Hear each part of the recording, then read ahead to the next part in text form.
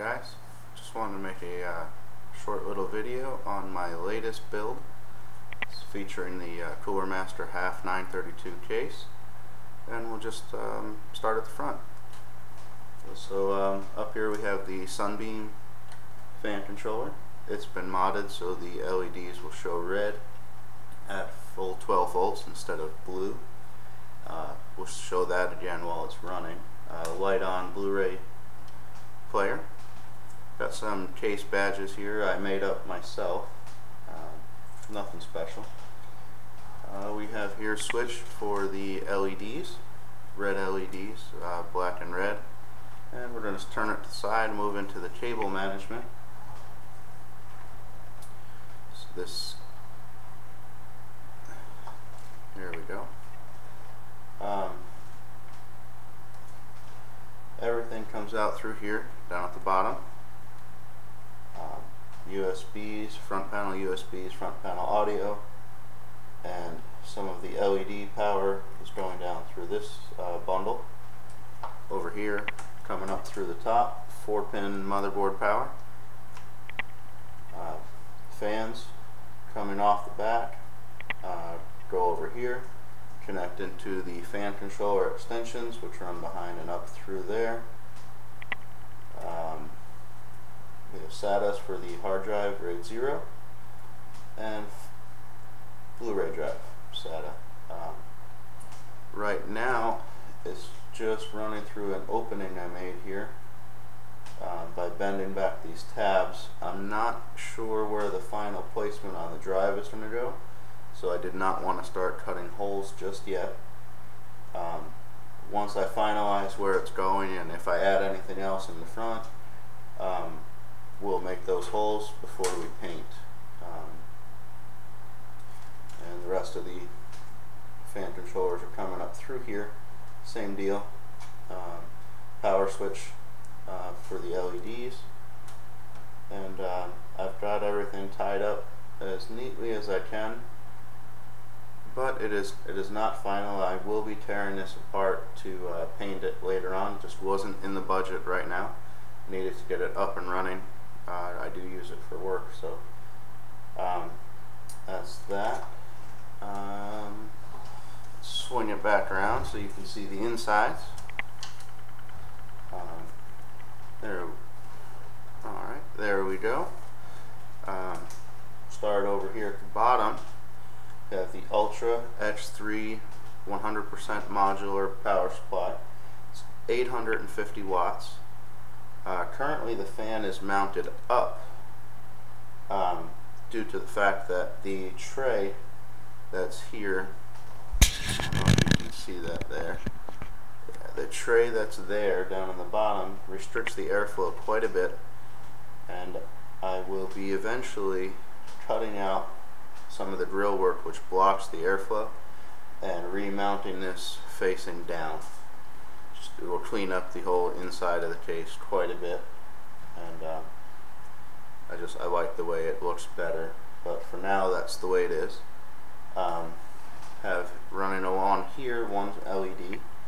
It's got 18 LEDs in it, and a second strip up here, another 18, and right back behind here where you can't see is an 8 LED strip. It's moving up.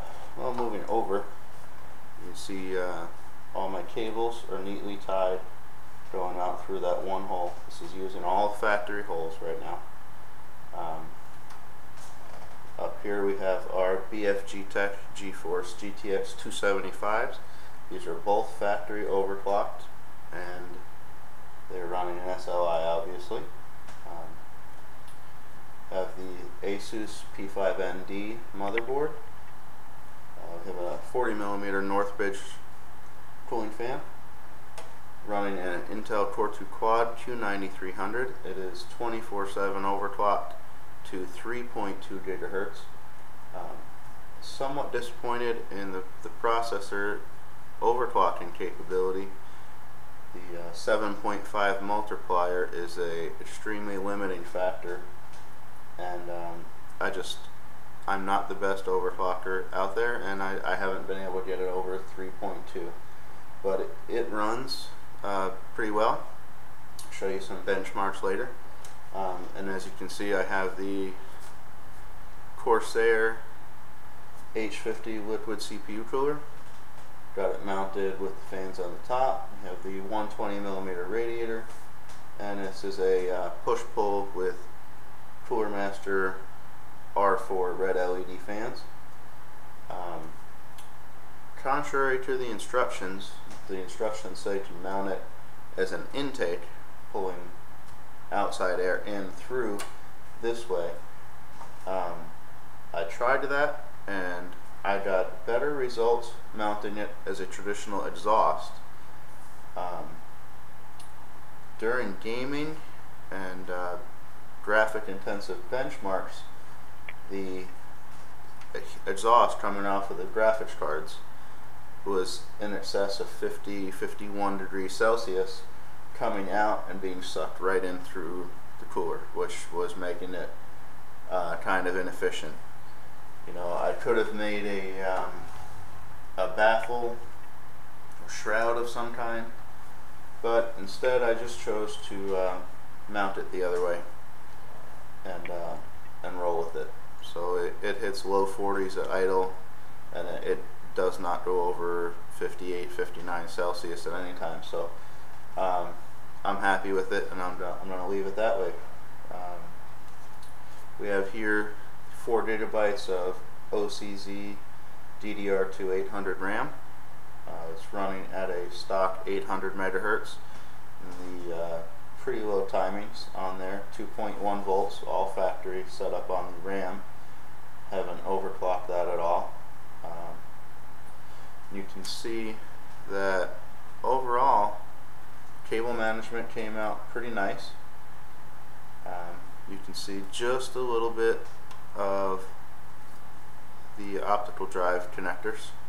Obviously the 24-pin power and the PCIe, plus the usual mess down here, but everything's nice and tied up.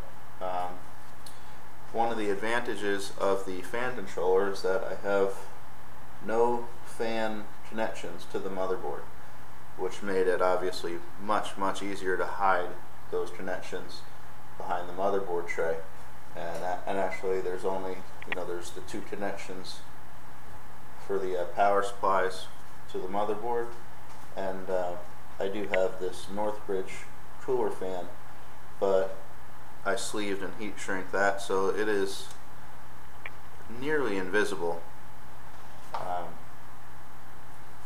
Over here we have the 2 Western Digital Caviars, 250 GB SATA drives. They are set up in RAID 0, total of 500 gigs.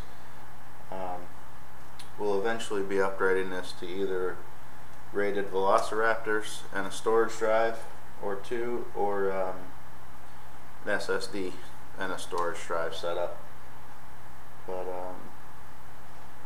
that's it for now. I'm going to pause here, go get her all hooked up, buttoned up, and then we will continue and let you see what she looks like running all lit up. So I'll be back in a minute.